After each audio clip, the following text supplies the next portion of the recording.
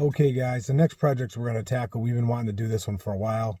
It's something I definitely recommend if you're pulling any kind of trailer, especially any distance. And that is a TPMS system, tire pressure monitoring system. We're doing ours on a budget. We don't have $300-400 to spend on one right now. So we did go with, let's see if you can see that, the Kakagoo tire pressure monitoring system. Has good reviews. Some other people recommended it. So we're going to install this today and give it a try. All right, guys, we're ready to install this on the dash. We got our thing here. It's got like the sticky back here. We're just going to peel that off. Make sure this is clean. If you got an alcohol prep, it might be a good idea to wipe that down. I don't have one with me, but we should be good. Sorry if you guys got a glare. The sun's shining. It's a false thing because it's really cold out there. It's like 29 degrees. So let's peel this back. Get that off. The ball part sits towards you, and it says TPMS. You want that straight. So let's try to center that. Hope my arm's not in the way for you guys. There we go. Give that a press down.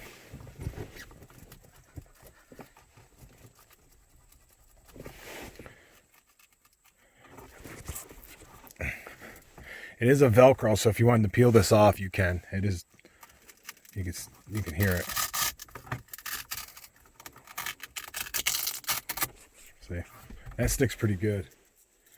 And then the Velcro on the back of the unit.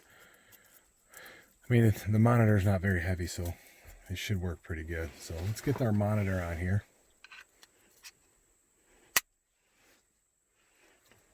We'll tighten. It just pops in. It's a ball mount. We'll just tighten the nut on the back to try to keep it from sliding around so much.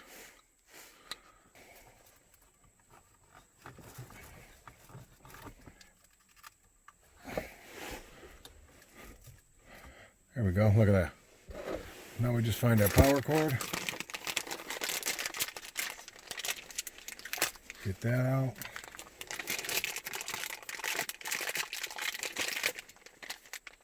There's also this kind of mount if you wanted to mount it like in your cigarette lighter, and the ball mount so it'll hold it like that. It's just to hold it. It's another avenue for you, but right there in the center works good for us. This is your power cable. It has the switch on the light on the front. You push it for on, push it for off, so you can have the power on and off. So let's unravel some of this.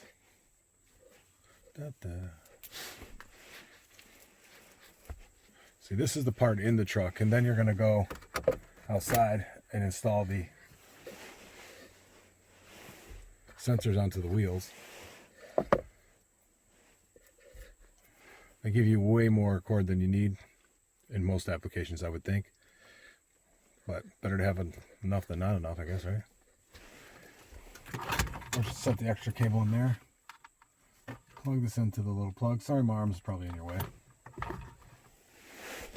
There we go.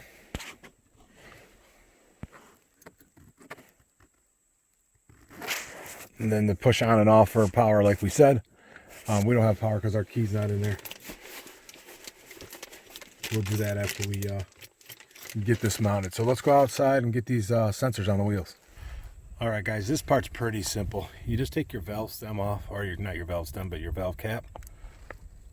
You can set that aside. You're not going to need that.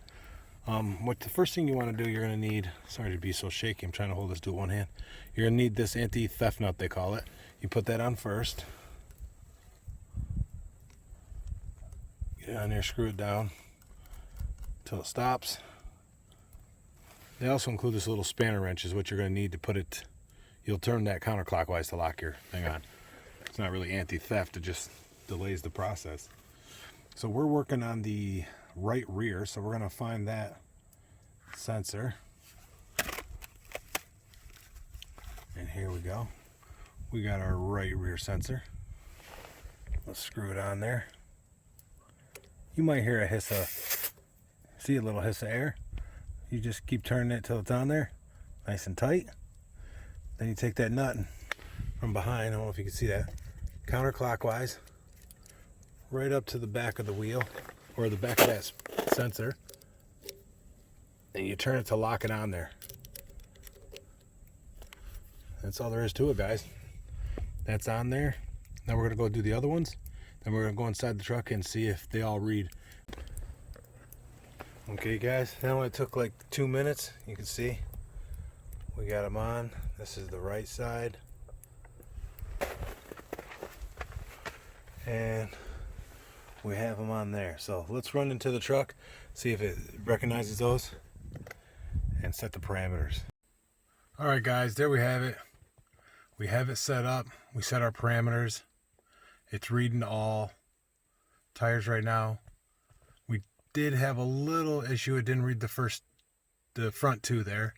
We just took the sensors back off, re-put them on, and they started reading. So I don't know if it wasn't getting a good air connection or not, but for settings, there's a set button on the back. You hold that for 3 seconds, and then there's an up and down arrow. You scroll through all the things. You set your values for temperature, high and low warnings for the pressures and for the temperature. And then the screen will flash red if there's an issue, and then you can stop and check that out. If you guys are interested more in how to set this up or anything, leave a comment down in the comment section. We could do a video on that, or we'll just answer your questions. If you are interested in this monitoring system, let us know, or actually just check below. We'll put a link down there in the description. It's an Amazon affiliate link, so it does help our channel out when you purchase something on Amazon. So there you have it, guys. That's project number 2. Hey guys, bonus for you. Here we are, a little quick review on this thing. We had this all set up before we left on our trip. We are about 1,300 miles later in about 3 weeks. The thing worked great. For the price range, it worked flawless. But here's a note for you, a little tip. When you're filling your tire pressure on your RV or your trailer, set it at least 10 degrees lower at cold than what it's rated for. Because once you get going down the road, they're going to heat up. Like ours are meant to be 65 PSI. It says maintain 65. We put them at 65 right at cold. And then when we got going down the road, our alarms went off because we had our alarm set at 72. The alarms went off when they got up to 72 degrees. And that was only 20 miles down the road. And when it happened, so we stopped a couple times to keep letting air out. So if you're setting it up and you set it up 10 degrees or fill them 10 PSI lower, or if you're all right with them going a little higher, set your parameters a little higher. You can see right now we're sitting at 60. Our tire pressure is supposed to be 65. When we're running down the road, we're at like 70, 71. So, and we're in Florida, a little warmer. And then also your temperatures, it's there. I kind of gives you an idea, but I don't know why you need to know the temperature on a valve stem, but I guess if you're heating up too much, it'll register some heat. So for the price, guys, you can't beat this. It's a good entry-level TPMS unit.